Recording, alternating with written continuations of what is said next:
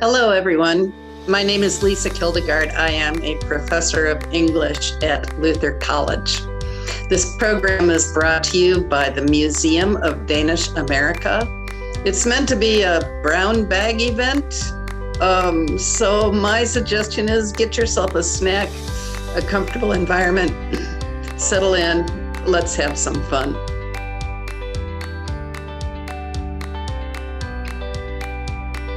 I'll share my screen and I'll be a little speaker up in the corner.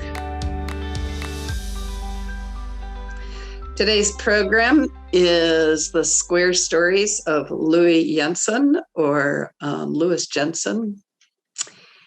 And I have been translating these stories for several years. I'm very excited to share these marvelous, extraordinary, interesting stories with you.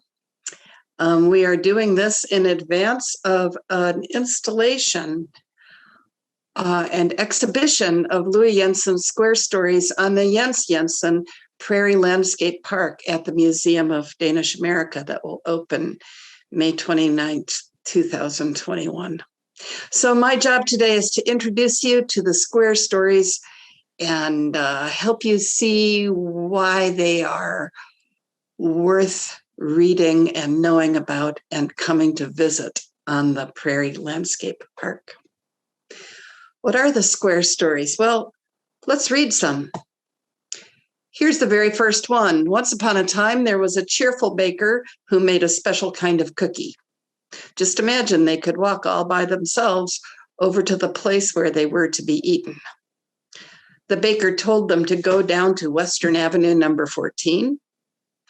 And so they walked a long way down to Western Avenue, and they were singing the whole way and rang the bell. And when the woman in the house opened the door, they told her they had come from the cheerful baker to be eaten at coffee time. That is a Square Story. That is the entire Square Story, the first one. A second time, there was a potato who didn't want to be a potato anymore. So he got himself a new haircut and a long pair of gloves, and he set out into the wide world. Everyone who met him thought he was the manager of a dairy. In the end, he fell into a milk carton and drowned. He had 3 children and a grandfather, and they all died of hunger. Sad story. A 9th time, there was a town that bought a pretty big truck. And when the night came, the whole town drove off in the truck because it was tired of being walked on all the time. And in the morning, when the people in the town woke up and looked out their windows, they saw that the town was gone. These 3 stories are among the opening stories of Louis Jensen's first book, 100 Historier, 100 Stories.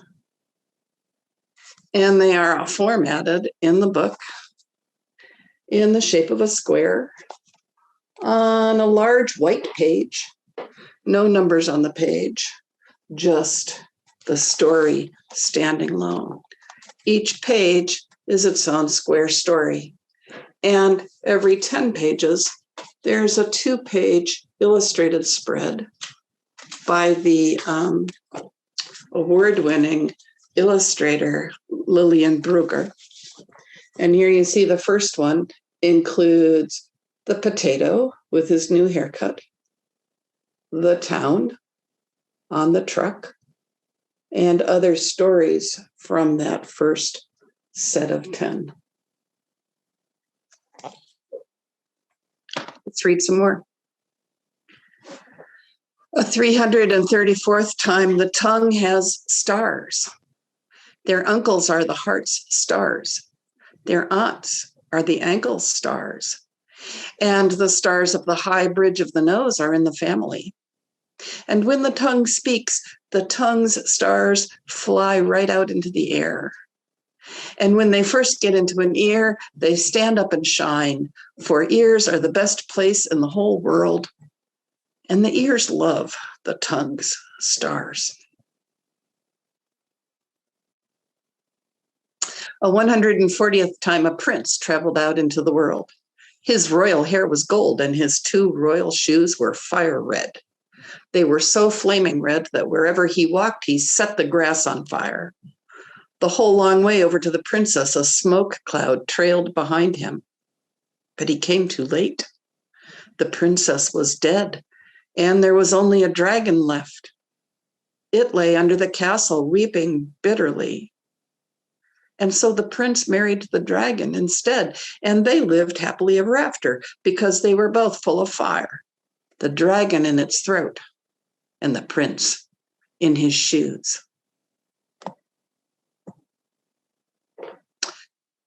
Square stories you can see from this small selection are quirky.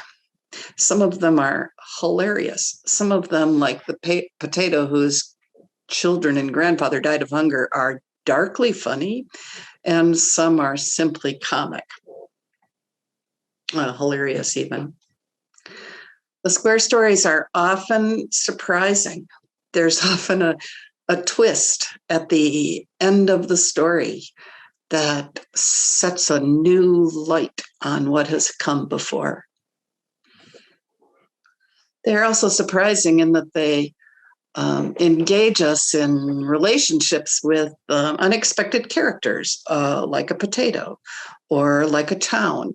Louis Jensen has many stories about alphabet letters or numbers. And he often does fractured fairy tales, stories about princes and kings and queens don't quite work out the way you're expecting. Finally, square stories are often lyrical and poetic. The story of the stars, that the ears love the tongue stars, is both a beautiful image and a lovely poetic thought. So the square stories range. They're quite varied, from comic to tragic, from familiar to astonishing, from very plain to very poetical and beautiful. Here's the man, Louis Jensen. He's a Danish writer, was a Danish writer. He died this year. As a young man, he trained as an architect and a town planner. The way he told the story, he was busy being a town planner with a company car driving from town to town in Denmark, where they, by the way, take town planning very seriously. And he had this somewhat, fancy life. And he thought to himself, what am I supposed to do with all of these stories in my mind? His first publications were poems written for adults, but he had a wild, exuberant imagination, and it wasn't long before his agent and editor said, why don't you pitch some of what you're writing for children? Why don't we imagine this as children's literature, which he was very happy to do. In his life, he wrote more than 90 books, including novels for adults, several books of memoir, some poetry, some picture books, many young adult and middle grade novels, many short stories, just a wild abundance of literature that he produced. He's very well recognized in literary communities, especially in Scandinavia. He has won many prestigious prizes, including the Nordic Children's Prize in 1996. The H.C. Andersen Award is sort of the Nobel Prize for children's literature. They take nominations from around the world, and the short list is 5 authors from this nominated list. He was shortlisted, one of the 5, in the year 2010 and the year 2016. Just an extraordinary record of success and recognition. Here are some of the many, many books that he has written for children. What I'm here to talk about mostly is the Square Story Project. So the Square Story Project he began writing microfictions, very, very short stories like those we've just read. His first published volume of 100 stories was in 1992. And the way he tells the story, he wrote a very short story and he put it on his desk. And then he wrote another one and he put that on his desk. And then he said to himself, I'm going to write 1001 stories. The project took him through the height of his career from 1992 until he finished in 2016. He wrote 10 books with 100 stories each. The titles are 100 stories. The next book was 100 new stories, then 100 really new stories, 100 square stories, 100 very square stories, 100 completely and absolutely square stories. Hello, 100 more stories. Hello, hello, here's new square stories. Hooray, and you're welcome. New squares. The store is open. New squares on all the shelves. You can see this progress of books. He wrote one last book then. It was published also in 2016 with one story and 100 pictures instead of 100 pictures and several stories. This book has this curious hole in the cover that seems to invite you in, and it's on the back to let you out when you are when the book is concluded. And I love the picture, which has several of the sort of signature characters from Louis Jensen's Square Stories. The children, he writes a lot about ducks and snails and birds.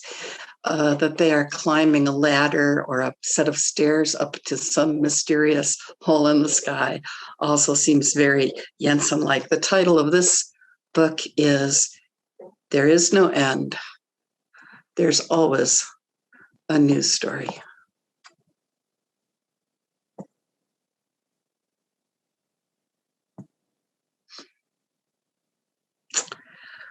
Here I am in Copenhagen.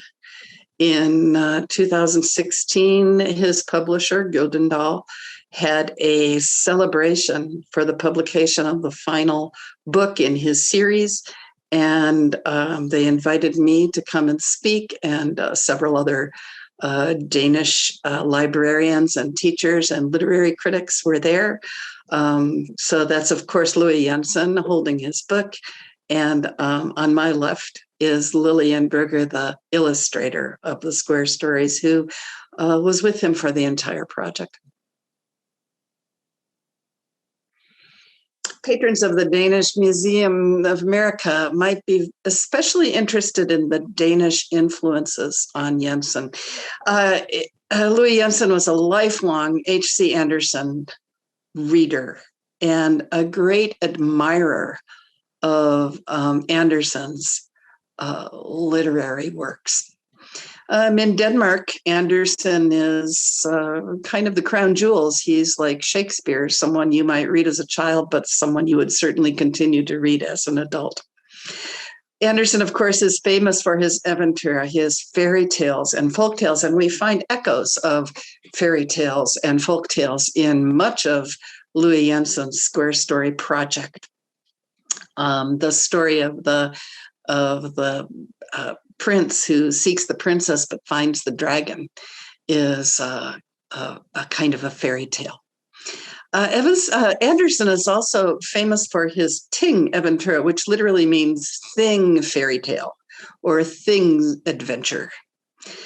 He tells stories about inanimate objects that he gives life and breath and emotion to. One of them is the Sweethearts, a story of a ball and a top who fall in love.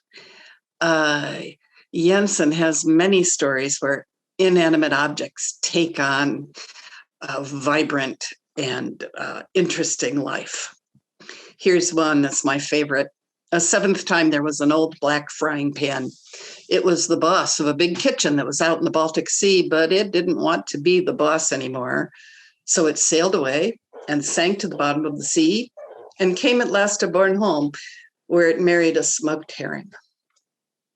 One of the things I love about this story is, of course, the fact that there's a thing, a black frying pan, acting as the hero. I also love that it is a classic story, like a classic Bildungsroman of a character who experiences conflict at work and sets out on an adventure and finds a new place and finds a new society, gets married, settles down, lives happily ever after, the end. What took Goethe 700 pages in The Apprenticeship of Wilhelm Meister to accomplish, Jensen has this black frying pan accomplish in just a couple of sentences. I also love that the black frying pan is a completely weird main character for sure, but there's a lot that's not at all weird about this story. I don't know about you, but I have a black frying pan, and my big cast iron frying pan is absolutely the boss of my kitchen. A black frying pan would sink to the bottom of the Baltic Sea. That makes sense. And is it the case that Bornholm is famous for smoked herring? Yes, it is. That's what Bornholm is well known for. When I have students rewrite this story in their own context, they will write about a pizza pan in Chicago that marries a stuffed pizza. Every community has its own, historic food. Other Danish influences on Louis Jensen include Grundtvig and Ingemann, the great Danish hymn writers and poets. In an interview in Scandinavian Quarterly, Jensen made this remark: "The Danish hymn book completely fascinated me as a child, and my linguistic aesthetics is rooted in their tradition of describing nature and the feeling it inspires, which extends our whole being and determines how we behave in this world." Many of the square stories are set in a natural environment that is both very normal: birds, trees, prairies, sky, sea, but it's always infused with a kind of power, deeper beauty. And Jensen credits the hymns and songs of Grundtvig and Ingemann with establishing this relationship between nature and feeling. We see this in the hymns by Grundtvig and Ingemann. Here are some of my favorite ones that I grew up with. The sun now shines in all its splendor, the light of life with mercy tender. Now, bright Whitsunday lilies grow, and summer sparkles high and low. Sweet voices sing of harvest gold, in Jesus' name 1,000-fold. We always sang that on Pentecost. This Ingemann song: "Now peace descends on wings of night, on countryside and town. The stars unveil, the moon grows bright with silvery clouds around. On yonder stream so smooth and slow, a boatman drifts along, with stars above and stars below. He sings his even song." I love this poem for the very specific and beautiful image it calls forth of the boatman on the quiet stream with the stars above and reflecting in the water. It evokes a feeling of peace and connection in the night. The Dahlia Jorden, the beauty around us, glory above us, lovely as earth and the smiling skies. Singing, we pass along, pilgrims upon our way through these fair lands to paradise. Again, this Ingemann song connects the beauty of the world, the specific beauty of nature, to our sense of how we are in the world. As Jensen says, they evoke nature and the feelings that nature inspires. And they connect the material, natural world with deep emotion and with a sense of the sacred. We find this often in the square stories as well. Here's one, a 362nd time, the clouds were God's messages. When God wanted to say something, he wrote it on the clouds in the heavens. The clouds were very proud, and they took great pains to look good when God wrote with them. God is using them still. The clouds know it well, but the people have forgotten. Again, this sense that the natural world is an intermediary between the human and the divine, the sense that there's a larger meaning to be found in the beauty around us is something that often comes up. Here is a brief clip of Louis Jensen reading this story in Danish. I 362. gang var skyerne Guds sendebud. Når Gud ville fortælle noget, så skrev han det på himlen ved skyerne. Skyerne var meget stolte, og de gjorde sig umage for at se fine ud, når Gud skrev med dem. Gud bruger dem stadigvæk. Skyerne ved det godt, men menneskene har glemt det.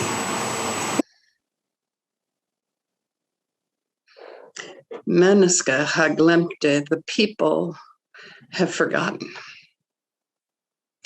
You can see that Louis Jensen here is in a big environment full of framed texts, and those are all square stories that have been placed in frames on the wall.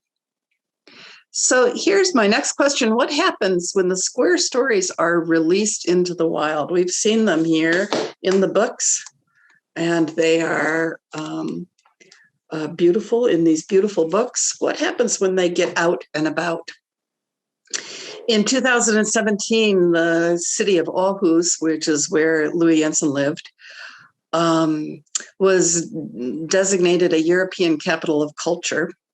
And one of the really wonderful projects that they undertook is they have this enormous railroad depot building that they have converted to art space. And they created an installation of 365 square stories placed on the walls of this enormous structure.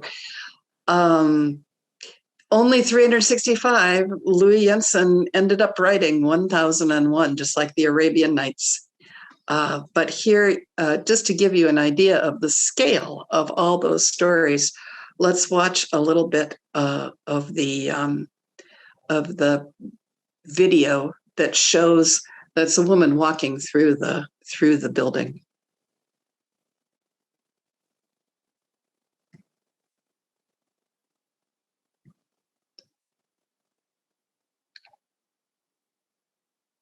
Here she is, just walking past all of the many square stories. Each of those framed pictures is one of the 1001 square stories.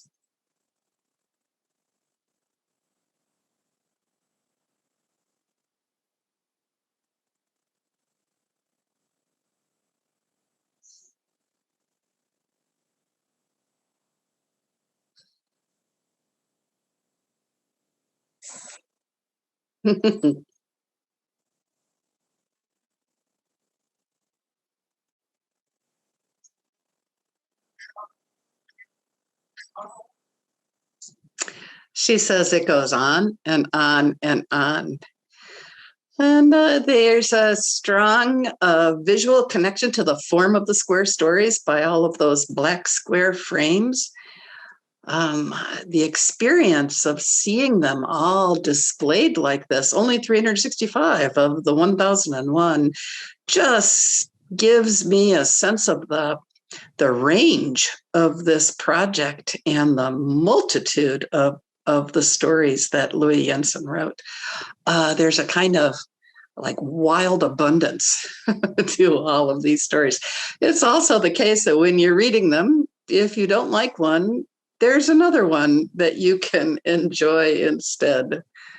Something for everyone. Well, the installation of these stories in the Godsbanen was not the end of this project. After they hung there in the railway depot, they took all of those 365 stories and disseminated them throughout the town, installed them in all sorts of random and not random places, outdoors, indoors. They would set one up on the counter of a barber shop, in a grocery store. Here's a picture of a square story that got stuck in the window of a toy store. And all throughout Aarhus, you might run into these stories, at first all together, and then out and about, you might meet them. We had an installation of square stories at Luther College as well in the Preuss Gallery. Ours was a little different. What we did is we connected or put into conversation square stories with very small artworks from the Luther College collection. So here is part of the exhibition with stories that connected to the visuals. There's been several theater productions of square stories. Mackwerk in Aarhus was a one-woman show. In Copenhagen, they did 100 stories and one more, Eat Till. Down on the left, you see a classroom of children in River Falls, Wisconsin. Oh, sorry. Okay.